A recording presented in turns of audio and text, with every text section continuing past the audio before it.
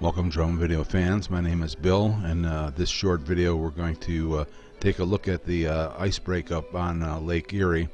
I was inspired to do this video by the plight of 150 fishermen who 3 days before this video was shot got caught out on a ice floe on Lake Erie that broke off from the shore and started floating north towards Canada. So the U.S. Coast Guard had to go out there with helicopters and airboats and rescue 150 fishermen. They got all the fishermen off, but some of their gear didn't make it. Anyways, we've taken off and risen to about 150, 175 feet altitude. Probably like 175 because there's some 150-foot trees here, and we're heading out towards the lake, and you can clearly see how much the ice has broken up. In the distance you can see the lake has still got a pretty solid covering, but along the shoreline there's a lot of breakup and sheets of ice that have splintered and have been blown out by the southern wind. Along the shore of the lake, right on the banks where the ice had piled up 5 to 10 feet high, you can still see ice, and some of that brown ice, as I mentioned in one of my last videos. But we're looking out to the east right now, and you can see it's that brown ice, or shore ice, is still hanging in there, and that'll be there for three or four more weeks at least, if not longer.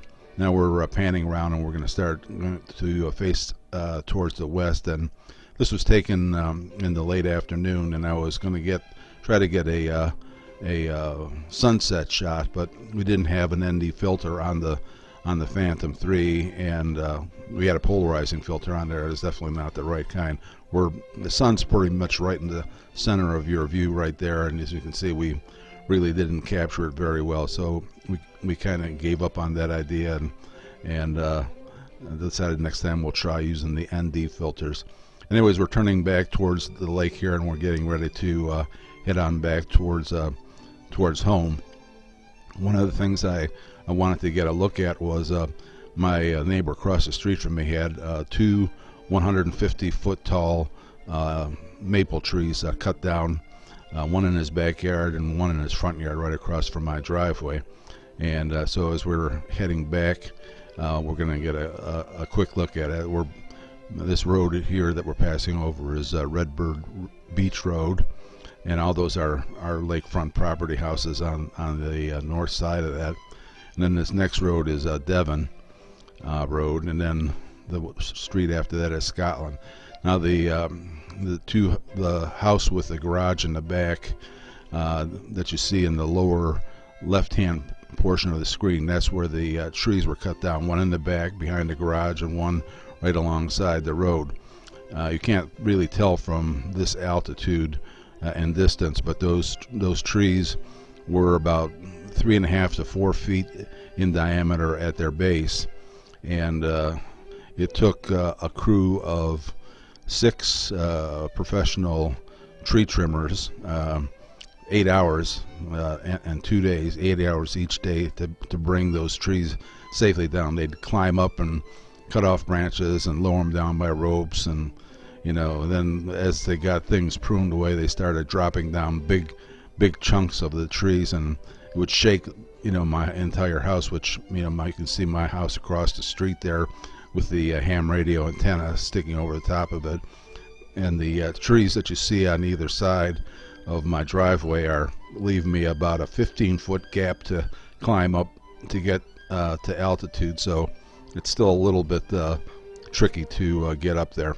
Now we're dropping down through that little gap, and we're going to get a look at the work that the tree trimmers did.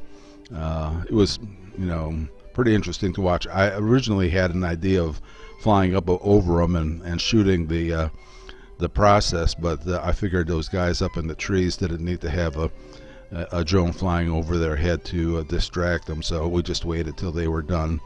And shortly here we're going to see the front yard of them. There's where the front yard stump is, and we're going to fly over it and look down at it here in a second. But again, it was like almost 4 feet in diameter. It was a huge old maple tree. So anyways, the weather hasn't been very good, but we were able to get out there. I hadn't flown the Phantom in almost 6 months, and glad we had a chance to get out there and get this shoot in. Thanks for stopping by and watching. I hope this was of some interest to you. Leave a comment if you're so inclined, and thumbs up, and we hope to start getting more videos up now that the weather's starting to break. Again, thanks for stopping by. See you in the next video.